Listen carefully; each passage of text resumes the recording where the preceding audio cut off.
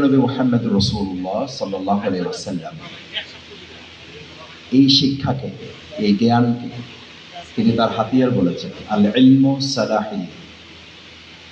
তিনি তার নিজের কিছু বৈশিষ্ট্যের কথা বলেছেন, তিনি তার নিজের কিছু চারিত্রিক হ্যাবিচুয়াল অভ্যাসের কথা বলেছেন, তার নিজস্ব কিছু দর্শনের কথা বলেছেন। তার মধ্যে এটা বিশেষভাবে উল্লেখ করেছেন আল ইলমু সালাহি। জ্ঞান হচ্ছে, শিক্ষা হচ্ছে আমার অস্ত্র, এটা হচ্ছে আমার হাতিয়ার, এটা হচ্ছে আমার দণ্ড, এটা হচ্ছে আমার শক্তি।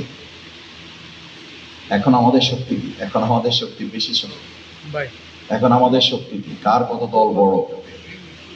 এখন আমাদের শক্তি কি? কে কত পপুলার, কে কত ফোকাস, কার কত ভিউ বেশি। শব্দ শিক্ষক মন্ডলী এখানে আছেন, আমাদের শিক্ষাবিদরা এখানে আছেন।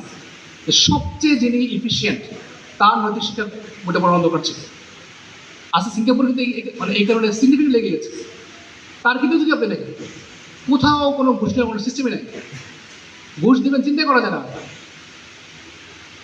শুধু ঘুষ না, মানে আমাদের গত 15 বছরে বা তার আগেও যদি বলি কি পরিমাণ দুর্নীতি হয়েছে। 28 লক্ষ কোটি টাকা দেশে পাচার হয়েছে। এটার মূল সমস্যা হচ্ছে নৈতিক শিক্ষা। আমরা মনে করি যে শুধুমাত্র একটা 100 নম্বরের কোনো রকম ধর্মীয় শিক্ষা বা ধর্মীয় নৈতিক শিক্ষা নামে বই দিয়ে এই নৈতিক শিক্ষা হক আদায় করা যাবে না। এবং এখানে আমরা 3টা প্রস্তাব করেছি। এখানে কোরআন থাকতে হবে, এখানে রাসূলের সিরা থাকতে হবে, এবং হচ্ছে ইন পার্টিকুলার নৈতিক শিক্ষার আরও এখানে পাঠ্যক্রম থাকতে হবে, যেটা তুরস্কে আছে। তার্কি কিন্তু বাংলাদেশের চেয়ে অনেক বেশি এক্সট্রিম সেকুলার কান্ট্রি আছে। তারপরেও তার্কিতে সবার জন্য একদম সকল স্কুলে এখানে কোরআন পড়তে হয়, এখানে রাসূলের সিরা পড়তে হয়, এবং হচ্ছে আপনার যেটা আমাদের বাংলাদেশেও আছে ধর্মীয় শিক্ষা পড়তে হয়। এবং এখানে আমি মনে করি বৈষম্য আছে। আমরা ধরে নিয়েছি যে কোরআন পড়বে মাদ্রাসা স্টুডেন্টরা। আমরা এটা ফিক্স করে দিচ্ছি যে এই কোটা হচ্ছে কোথায়, মাদ্রাসার জন্য হচ্ছে কোরআন সিরা, এগুলো মাদ্রাসার জন্য হয়। আর আমরা শুধুমাত্র এই 100 নাম্বারের বইটা স্কুলের জন্য রাখলাম। আমার কাছে মনে হয় এই বৈষম্যটা এখানে দূর হওয়া দরকার। এরপরে আমরা আসি যে 4 নম্বর প্রযুক্তিগত শিক্ষার বিকাশ। আজকে আর্টিফিশিয়াল ইন্টেলিজেন্স এবং 4th ইন্ডাস্ট্রিয়াল রেভলিউশন যে যুগে আমরা আছি, এর চ্যালেঞ্জ মোকাবেলায় প্রাথমিক স্তর থেকে ক্রমান্বয়ে coding, robotic, internet of things এবং এআই বিষয়ে এক্সপার্ট জনবল তৈরির জন্য পাঠ্যক্রম মৌলিক পরিবর্তন করা জরুরি। 5 নম্বর হচ্ছে জুলাই গণঅভ্যুত্থানকে পাঠ্যসূচিতে অন্তর্ভুক্ত করা এবং জুলাইয়ের সবটুকু ধারণ করে পাঠ্যক্রম রচনা করা। 6 নম্বর হচ্ছে অর্থায়ন এবং অবকাঠামো।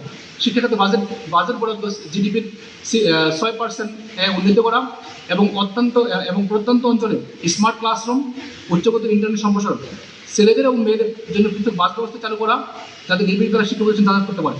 একাডেমিক ভবন, আবাসন সুবিধা এবং অন্যান্য অবকাঠামোতে উন্নয়ন করা।